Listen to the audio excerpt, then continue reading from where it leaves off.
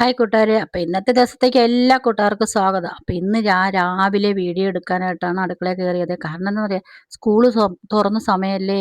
അപ്പോഴത്തേക്ക് ഇന്നീ കിടന്ന് പഴയതുപോലെ കിടന്ന് ഉറങ്ങാനൊന്നും പറ്റത്തില്ല. എന്നാലും ഞാൻ രാവിലെ എഴുന്നേറ്റ് അപ്പോൾ ഒന്ന് സ്പീഡ് കൂട്ടിയിട്ടതാണ്. കാരണം ഇത് ലെന്ത് കൂടിപ്പോയി. അപ്പോൾ ഞാൻ സ്പീഡൊന്ന് കൂട്ടിയിട്ടതാണ്. സ്പീഡ് കൂട്ടിയിട്ടിട്ട് ഞാൻ തന്നെ കുറേ സമയം നോക്കിയിരുന്നപ്പോൾ എനിക്ക് നല്ല രസമുണ്ട്. കാരണം എന്താണെന്നറിയാം, ഞാനൊരു കാർട്ടൂൺ ചിത്രം പോലെ അങ്ങോട്ടും ഇങ്ങോട്ടും കിടന്ന് സ്പീഡിൽ കറങ്ങും പോലെ തോന്നിയേ. അപ്പം ഇതിനു മുമ്പ് ഞാൻ സ്പീഡ് കൂട്ടിയിട്ടിട്ട് എടുത്തിട്ടുണ്ട് വീഡിയോ. ഇപ്പോൾ രാവിലെ അടുക്കളയിൽ കയറിയെന്ന് വെച്ചാൽ രാവിലെ എനിക്ക് സാധാരണ ചോറ് പെട്ടെന്ന് വേവണ അരിയാണെങ്കിൽ ഞാൻ പെട്ടെന്ന് വേവിക്കും. ഇത്തിരി വേവ് കൂടുതലുള്ള അരിയാണ്. ഫസ്റ്റിൽ തന്നെ അരി അങ്ങ് അടുപ്പിലിടാമെന്ന് വിചാരിച്ചു. അപ്പോൾ അരി അടുപ്പിലിട്ട് കഴിഞ്ഞാൽ പിന്നെ ബാക്കി ജോലിയെല്ലാം ചെയ്യാമല്ലോ. ബാക്കിയെല്ലാം ഞാൻ ഒതുക്കി വെച്ചിട്ടുണ്ട്. രാത്രി തന്നെ എനിക്ക് പഴയതുപോലത്തെ ഒരു ഇതില്ല. അതുകൊണ്ടിട്ട് ഞാൻ രാത്രി തന്നെ ഇരുന്ന് മീനൊക്കെ വെട്ടി, നൊത്തോലി മീനാണ് കിട്ടിയത്. അപ്പോൾ അതൊന്ന് വെട്ടി മസാല പുരട്ടി വെച്ച്. പിന്നെ ബീട്രൂട്ട് തോരനായിരുന്നു. അപ്പം ബീട്രൂട്ടിൻ്റെ അതിന് ഞാൻ സവാളയും ബീട്രൂട്ടും കൂടെ അരിഞ്ഞ് വെച്ച്. പിന്നെ മോളെ കൊണ്ട് ഞാൻ ഇച്ചിരി തേങ്ങയൊക്കെ ചിരുകി വെച്ചിട്ടുണ്ടായിരുന്നു. അത് കഴിഞ്ഞിട്ട് ഞാൻ ഇരുന്ന് സാമ്പാറിൻ്റെ കഷ്ണങ്ങളെല്ലാം വെട്ടി വൃത്തിയാക്കി കഴുകിയാണ് വെച്ചത്. കഴുകി വൃത്തിയാക്കി വെച്ചിരുന്നാൽ വേറെ കുഴപ്പമൊന്നുമില്ലല്ലോ, രാവിലെ എടുത്താൽ മതിയല്ലോ. അപ്പം ഞാൻ സാമ്പാർ വയ്ക്കണമെന്ന് വെച്ചാൽ എങ്ങനെയെന്നറിയാം, പരിപ്പും ഇത് മുരിങ്ങയ്ക്കയും തക്കാളിയും കൂടെ വേവിച്ച് മാറ്റി വയ്ക്കും. അപ്പോൾ ഇത് മാറ്റി വെച്ചതിന് ശേഷം പിന്നെ കഷ്ണങ്ങളിടാമെന്ന് വിചാരിച്ച്. അങ്ങനെയാണ് ഞാൻ ഇപ്പം സാമ്പാർ വയ്ക്കുന്നത്. അപ്പം ഫസ്റ്റിൽ ഞാൻ അരി അടുപ്പിട്ടതിന് ശേഷം തോരൻ വയ്ക്കാമെന്ന് വിചാരിച്ചു. തോരനൊക്കെ വച്ചതിന് ശേഷം ഓരോന്നോരോന്നിട്ട് എനിക്ക് പിന്നെ എളുപ്പമുണ്ട്. കാരണം എന്താണെന്നറിയാം, ഞാൻ പറഞ്ഞില്ലേ, ആദ്യമേ പറഞ്ഞില്ലേ, എനിക്ക് പഴയതുപോലത്തെ ഒരു ഇതില്ല. പണ്ട് മൂത്ത മോള് പഠിക്കുമ്പോൾ ഞാൻ 4 മണിക്ക് അടുക്കളയിൽ കയറി അപ്പോഴരിഞ്ഞൊക്കെയാണ് ഞാൻ എല്ലാം ചെയ്യുന്നത്. പക്ഷേ ഇപ്പോഴെനിക്ക് അതുപോലെ പറ്റണില്ല എന്ന് വെച്ചാൽ എനിക്ക് ഈ ഗുളിക അതിനുശേഷം എനിക്ക് വയ്യായ്കയൊക്കെ വന്നപ്പോൾ ഈ ഗുളികയും മരുന്നിൻ്റെ ഇതിലാണ് ഞാൻ പിന്നെ എനിക്ക് ഉറക്കം ക്ഷീണം ഉണ്ടാവും. അതുകൊണ്ടിട്ട് രാത്രി തന്നെ ഞാൻ കഷ്ണങ്ങളെല്ലാം അരിഞ്ഞു ഉറക്കി വെച്ചു. അപ്പം ഈ മുരിങ്ങയ്ക്കയും തക്കാളിയൊക്കെ എന്ന് വെച്ചാൽ രാവിലെ തന്നെ അരിഞ്ഞു വെച്ചു. ബാക്കിയെല്ലാം ഞാൻ തലേദിവസം തന്നെ നേരെയാക്കി വെച്ചു. അപ്പം ഞാൻ തോരൻ പെട്ടെന്ന് വേവിച്ച് വെച്ച്. പെട്ടെന്നല്ല, നിങ്ങൾക്ക് പെട്ടെന്നൊന്ന് തോന്നും, ഞാൻ സ്പീഡ് കൂട്ടിയിട്ടത് കൊണ്ടിട്ടാണ് അങ്ങനെ തോന്നിയത്. അപ്പോൾ അരിയൊന്ന് ഈ ഒരു തിളപ്പ് കഴിഞ്ഞാൽ പിന്നെ അരി ഒന്ന് ഇറക്കി റൈസ് കുക്കറിലോട്ട് വയ്ക്കുക. അതുള്ളത് കൊണ്ടിട്ട് വീട്ടമ്മമാർക്ക് നല്ല എളുപ്പമാണ്. അപ്പോൾ ഈ അരിയൊന്ന് ഇറക്കി വെക്കാൻ വേണ്ടിയിട്ട് നിന്നിട്ടാണ് ഞാൻ വെളിയിലോട്ട് ഇറങ്ങിയപ്പോൾ നല്ല ഇരുട്ടാണ്. അപ്പോൾ ഞാൻ അവിടെ ലൈറ്റ് ഇട്ടത് കൊണ്ടിട്ടാണ് അത്രയും വെട്ടം കാണുന്നത്. നല്ല ഇരുട്ട്, നന്നായിട്ട് ഇരുട്ടുകൊണ്ട് പരിസരത്ത് ഒരു മരണം നടന്ന ഒരു അമ്മച്ചി മരിച്ചത് കൊണ്ടിട്ട് എന്തോ ഇവിടുത്തെ പെണ്ണുങ്ങളാരും രാവിലെ എഴുന്നേൽക്കുന്നില്ല. അപ്പം അപ്പുറത്തെ വീട്ടിലെ ലൈറ്റ് വെട്ടമൊക്കെ ഇങ്ങോട്ട് കാണാം. അപ്പുറത്തെ വീട്ടിലെ ലൈറ്റ് വെട്ടമൊക്കെ കാണാം. അതാണ് ഈ ചെടിയുടെ ഇടയിൽ കൂടെ കാണുന്നത്. അന്നേരം ഞാൻ വന്ന് നിന്നപ്പോഴത്തേക്ക് കിളികളൊക്കെ ഭയങ്കര ശബ്ദം. 5 മണിയായി, കറക്റ്റ് 5 മണിയായി. അന്നേരം എന്തെന്നറിയോ, പോസ്റ്റിൽ ലൈറ്റിൻ്റെ വെട്ടവും എല്ലാ വെട്ടവും കൂടെ ആയപ്പോൾ ഭയങ്കര ഇത്. പിച്ചിപ്പൂവാണെങ്കിൽ പൂത്ത് നിൽക്കുന്നതിൻ്റെ മണം അതൊരു വല്ലാത്തത്. അപ്പം ഞാൻ വെളിയിൽ ഇറങ്ങിയപ്പോൾ മഴയൊന്നും പെയ്തിട്ടില്ല. പിന്നെ ഞാൻ വീട്ടിനകത്ത് കയറി വീണ്ടും ജോലിയൊക്കെ ചെയ്തുകൊണ്ട് നിന്നപ്പോൾ അതാ പെയ്യുന്നു മഴ. നല്ല മഴ മുറ്റത്താണ്, നല്ല മഴ പെയ്തു. അപ്പം ഞാൻ പിന്നെ കാപ്പി ഉണ്ടാക്കാൻ വേണ്ടിയിട്ട് തലേ ദിവസം ചോളം പൊടിയിൽ പുട്ടുണ്ടാക്കിയപ്പോഴത്തേക്ക് എൻ്റെ അണ്ണന് ചോളം പുട്ട് ഇഷ്ടപ്പെട്ടില്ല. ഇഷ്ടപ്പെടാതായപ്പോഴത്തേക്ക് ഞാൻ എന്താണെന്നറിയാം, ബാക്കി പൊടിയെടുത്ത് മാറ്റി വെച്ചിരിക്കുകയായിരുന്നു. അപ്പോൾ അതൊന്ന് ആവിയിൽ പുഴുങ്ങിയിട്ട് ഉപ്പുമാവ് ഉണ്ടാക്കാമെന്നാണ് എൻ്റെ അടുത്ത പ്ലാൻ. അപ്പോൾ ഉപ്പുമാവ് ഉണ്ടാക്കാൻ വേണ്ടിയിട്ട് പൊടിയെടുത്ത് ആവിയിൽ വെച്ചിട്ടുണ്ട്. അപ്പോൾ ആവിയിൽ വെച്ച് പുഴുങ്ങിയെടുത്താൽ ഈ മാവ് എളുപ്പത്തിന് ഉപ്പുമാവ് ഉണ്ടാക്കാൻ പറ്റും. അല്ലെങ്കിൽ എൻ്റെ ഗ്യാസ് ഒത്തിരി അങ്ങ് തീർന്നു പോകും കൂട്ടുകാർ. പഴയതുപോലെയൊന്നുമല്ല, ഗ്യാസിനൊക്കെ ഇപ്പം നല്ല പൈസയാണ്. ഒരു ഗ്യാസ് കുറ്റി വരണമെങ്കിൽ 1200 വേണം. 1200 അല്ല, 1020 രൂപ കൊടുക്കണം നമ്മളിപ്പോൾ. എൻ്റെ വീട്ടിലൊരു ഗ്യാസ് കുറ്റി വരണമെങ്കിൽ 1020 രൂപ. 3 കിലോമീറ്റർ ചുറ്റളവിനാണ് ഗ്യാസ് ഉള്ളത്. പക്ഷേ വീട്ടിലെത്തുമ്പോഴത്തേക്ക് അവർ കൊണ്ടുവച്ച് തരുമ്പോൾ 1020 രൂപ കൊടുക്കണം. എന്തായാലും അതുകൊണ്ടിട്ട് ഞാൻ ഗ്യാസ് ഒരുപാട് ലാഭിക്കാൻ വേണ്ടിയിട്ട് ഇങ്ങനെയൊക്കെയാണ് ചെയ്യണത്. ഉപ്പുമാവൊക്കെ ആവിയിൽ പുഴുങ്ങി അങ്ങനെയൊക്കെയാണ് ഞാൻ ചെയ്യണത്. അപ്പോൾ ആ ഉപ്പുമാവ് ഉണ്ടാക്കിയിട്ട് പിന്നെ അണ്ണന് വേണ്ടിയിട്ട് ഞാൻ അരിപ്പൊടി വെച്ചിട്ടുണ്ടായിരുന്നു. അപ്പോൾ അണ്ണന് അരിപ്പുട്ട് ഉണ്ടാക്കാൻ വേണ്ടിയിട്ട് അത് ഉപ്പുമാവിൻ്റെ മാവ് പുഴുങ്ങി മാറ്റി വെച്ചിട്ട്, അതായത് ചോളം പുഴുങ്ങി മാറ്റി വെച്ചു. അതിന് ശേഷം പിന്നെ അരിപ്പൊടി എടുത്ത് നനച്ച്, അത് നനച്ച് വെച്ചിട്ടാണ് നിന്നത് കേട്ടോ. അത് നേരത്തെ ചെയ്ത് മാവ് ഉപ്പും വെള്ളമൊക്കെ ഒഴിച്ച് കുതിർത്ത് വെച്ച്. പിന്നെ അത് നന്നായിട്ട് വന്നപ്പോഴത്തേക്ക് അത് ഞാൻ അന്ന് അടുപ്പിലോട്ട് വെച്ചു. അപ്പം പുട്ടിന് ആവി വന്നുകൊണ്ടിരിക്കുന്നുണ്ട്, കാണാൻ നല്ല രസമുണ്ടല്ലേ. ചുമയും വരുന്നുണ്ട് എനിക്കിപ്പോൾ നല്ല ചുമയുണ്ട് കേട്ടോ. ഇടയ്ക്കിടയ്ക്ക് ചുമ വരുന്നുണ്ട്. ഈ നെഞ്ചുവേദന ഇതൊക്കെ വരുമ്പോഴത്തേക്ക് എനിക്ക് അങ്ങനെയൊക്കെ ഉണ്ട് കേട്ടോ. ആ ഒരു ചെറിയ ബുദ്ധിമുട്ടൊക്കെ എനിക്കുണ്ട്. അത് കഴിഞ്ഞ് ഈ പുട്ടൊക്കെ ഉണ്ടാക്കിയതിന് ശേഷം പിന്നെ ഞാൻ ഉപ്പുമാവൊക്കെ ഉണ്ടാക്കി. നല്ല അങ്കമാടിയിലെ ഉപ്പുമാവ് പോലത്തെ ഉപ്പുമാവാണ് ഉണ്ടാക്കിയെടുത്തത്. അത് കഴിഞ്ഞിട്ടാണ് പിന്നെ ഇതെല്ലാം വെച്ചിട്ട് പിന്നെ ഞാൻ വിചാരിച്ചത് എന്താണെന്ന് പറയാം, ഇത് നിങ്ങളെ കാണിക്കുന്നുണ്ട് ഞാൻ ഇത് ഉണ്ടാക്കി എന്നൊക്കെ പറയണേ. നല്ല സ്പീഡിൽ ഞാൻ നിൽക്കുന്നു. എനിക്ക് ഇത്ര സ്പീഡൊന്നും ഇല്ല കേട്ടോ. ഞാൻ പതുക്കെയാണ് എല്ലാം ചെയ്യണത്.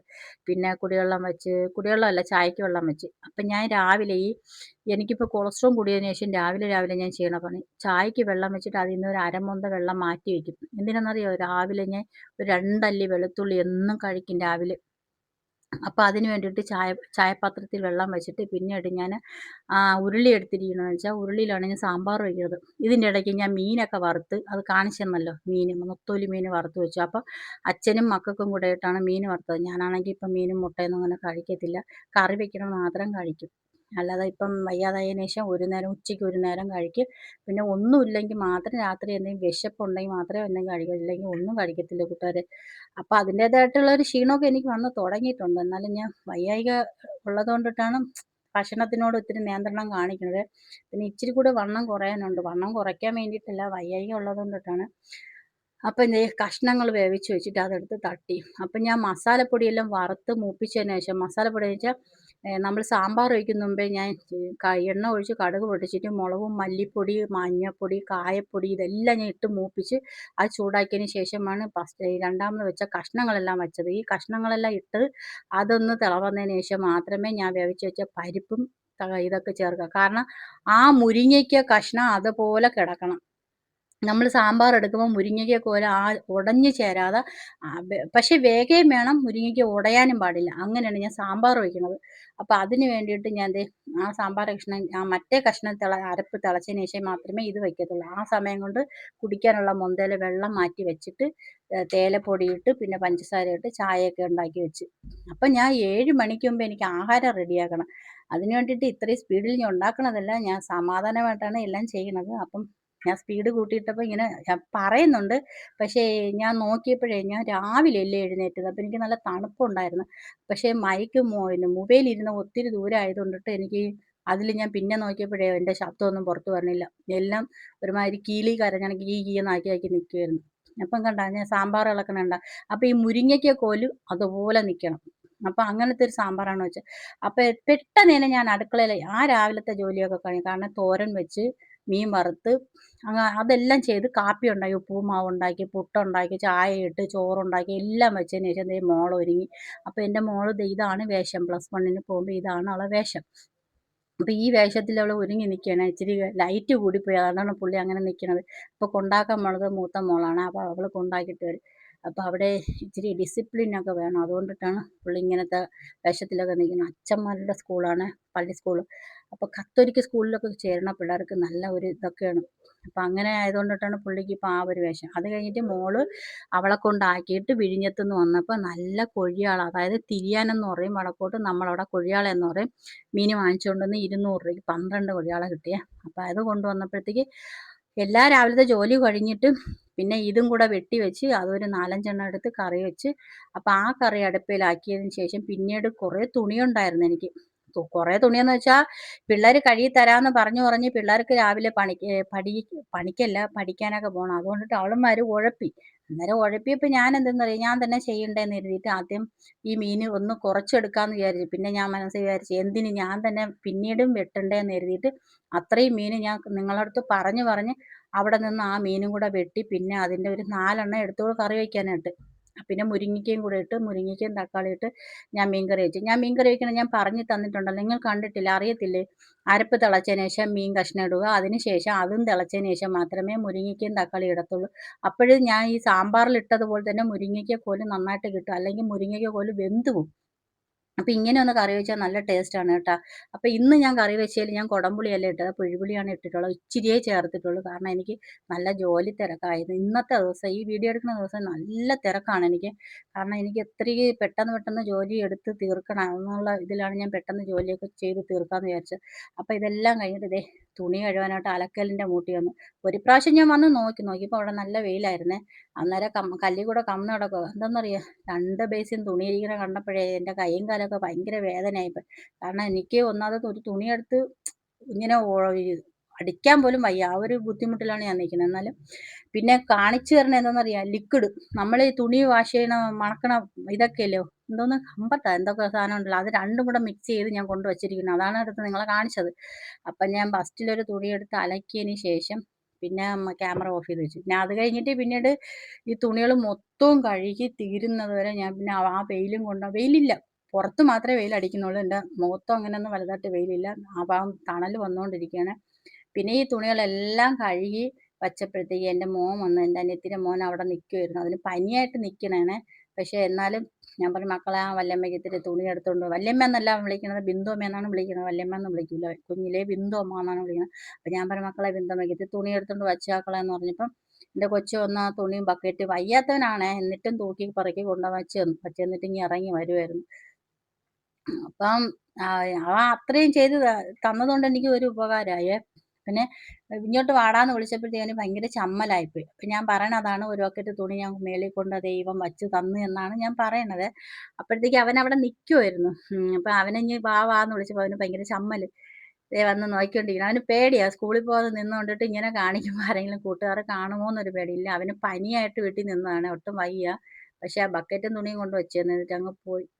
തിരിച്ച് പിന്നെ ബാക്കിയുള്ള തുണിയൊക്കെ എടുത്തുകൊണ്ട് പോയപ്പോഴത്തേക്ക് ഞാൻ ഉയരോട്ട് കയറും. എനിക്കാണെങ്കിൽ കയറാൻ വയ്യ കേട്ടോ. തുണിയും കഴുകി ആകെ തളർന്ന് ക്ഷീണിച്ച്, നല്ല വെയിൽ മേലിൽ അത്രയും ആ പപ്പ നിൽക്കുന്നതുകൊണ്ടിട്ട് എനിക്ക് അത്രയും തണൽ കിട്ടിയാൽ കയറി പോണ ഭാഗത്തൊക്കെ. പിന്നെ ഞാൻ അണ്ണനെ വിളിച്ചുകൊണ്ട് പോകണം. അണ്ണാന്ന് വിളിച്ചപ്പോൾ അണ്ണൻ പറഞ്ഞു, നീ പൊയ്ക്കോ, ഞാൻ വരാമെന്ന് പറഞ്ഞു. അങ്ങനെ ഞാൻ മേളിൽ എത്തിയപ്പോൾ എൻ്റെ കൂടെ പാവം മേളിൽ കയറി വന്നു. അതിനെന്തേ പാവം എന്താ താഴെ ഒന്നും മിണ്ടാൻ നിൽക്കത്തില്ല കേട്ടോ. വീട്ടിൽ വന്ന് എന്തെങ്കിലുമൊക്കെ ജോലി ചെയ്തുകൊണ്ട് അങ്ങ് നടക്കും. കാരണം ഇവരങ്ങ് മടി പിടിച്ചിരിക്കണല്ലേ, എപ്പോഴും ജോലി ചെയ്യുന്ന ആൾക്കാരല്ലേ അവിടെ. അപ്പം അതുകൊണ്ടിട്ട് അങ്ങനെ വീട്ടിൽ വന്നാലും മടി പിടിച്ചിരിക്കത്തില്ല. എന്തെങ്കിലും തൂത്തും വാരിയും അടുക്കിയും പറക്കും, ഭയങ്കര അടുക്കും പറക്കലൊക്കെയാണ്. അപ്പോൾ എന്തെങ്കിലുമൊക്കെ ചെയ്തുകൊണ്ട് പുള്ളി അങ്ങ് നിൽക്കുക. അപ്പോൾ ഈ തുണിയെല്ലാം വിരിച്ചതിന് ശേഷം ഞാൻ പറഞ്ഞു, അണ്ണൻ പിന്നെ ഒരു കാര്യം ചെയ്യും, പൊയ്ക്കോ, ഞാൻ ബാക്കി വിരിച്ചോളാന്ന് പറഞ്ഞു. അപ്പം പറഞ്ഞു, ഇല്ല ഞാൻ ഇതും കൂടെ സഹായിച്ചു തരാമെന്ന് പറഞ്ഞു. അങ്ങനെ തുണിയെല്ലാം വിരിച്ച് തീരുന്നേരം അപ്പം എന്നോട് പറയണേ, ഞാൻ തുണി വിരിച്ചു തരാം, നീ ക്ലിപ്പിട്ടോ എന്ന്. അപ്പം ഞാൻ പറഞ്ഞു, ഇല്ല അണ്ണാ, 2 ബക്കറ്റില്ലേ, നമുക്ക് 2 ബക്കറ്റ് വിരിക്കാമെന്ന്. പിന്നെ ഞാൻ വിരിച്ചിട്ട് തുണിയെല്ലാം ക്ലിപ്പിട്ട് അപ്പോഴത്തേക്ക് പുള്ളി അങ്ങ് ഇറങ്ങി പോകാൻ നോക്കി. ഞാൻ പറഞ്ഞു, അണ്ണൻ പൊയ്ക്കോ, വെയിലല്ലേ, അങ്ങ് പൊയ്ക്കോ, ഞാൻ വിരിച്ചിട്ട് വരാമെന്ന് പറഞ്ഞു. പിന്നെ താഴെ വന്നിട്ട് തുണി വിരിച്ച് തീർന്നത്, 2 ബക്കറ്റിലെ തുണിയൊക്കെ വിരിച്ച് തീർന്നിട്ട് പിന്നെ അണ്ണനാണെങ്കിൽ അങ്ങ് ബക്കറ്റൊക്കെ പറക്കിക്കൊണ്ട് അണ്ണൻ തന്നെ അങ്ങ് പോയി. അപ്പം ഞാൻ കുറച്ച് സമയം അവിടെ നിൽക്കും. കാരണം എന്തെന്നറിയാം, എൻ്റെ തുണി എല്ലാം നല്ല കാറ്റുണ്ട് പരിസരം, നല്ല കാറ്റും ഉണ്ട്. അപ്പോൾ ഈ വെയിലത്ത് കിടന്നങ്ങ് ഉണങ്ങി കിട്ടുമല്ലോ. ഞാൻ ഉണങ്ങിയ തുണികളൊക്കെ ഞാൻ എടുത്ത് മടക്കിയൊക്കെ വെച്ചു കേട്ടാ. ഞാൻ അവിടെ ഇട്ടിരുന്നില്ല, മഴ വന്നു പോയി എല്ലാം നനയും. അത്രയ്ക്ക് ഞാൻ കഷ്ടപ്പെട്ട് കഴുകിപ്പറക്കി ഇട്ടതാണ്.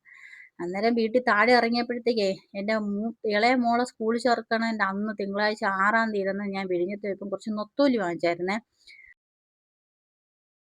പിന്നെ അതും കൂടെ വെട്ടി കഴുകി അത് വൃത്തിയാക്കിയിട്ട് പിന്നെ വന്ന് കുളിച്ചിട്ട് പിന്നെ ഞാൻ ചോറ് കഴിച്ച്, അണ്ണനും ചോറ് കഴിച്ച്. അപ്പം ഞങ്ങളുടെ വീട് ഇത്രയൊക്കെ ഉള്ളൂ കേട്ടോ. ഈ ചോറെല്ലാം കഴിച്ചതിന് ശേഷം പിന്നെ വീട്ടിൽ ഇരുന്നില്ല. പിന്നെ സിറ്റിയിലൊക്കെ പോയി എനിക്ക് ഓണത്തിന് ഓണക്കോടിയൊക്കെ എടുത്ത് തന്നു. അത് വേറെ കാര്യം, അതൊന്നും കാണിക്കുന്നില്ല. അപ്പം ചോറിൻ്റെ കൂടെ സാമ്പാർ, തോരനും മീൻ കറിയും മാത്രമേ എനിക്കുള്ളൂ. ബാക്കി മീൻ പൊരിച്ചതുണ്ട്, അച്ചാറുണ്ട്, അതൊക്കെ അവരൊക്കെ കഴിക്കും, ഞാൻ കഴിക്കത്തില്ല. എനിക്ക് മീൻ കറി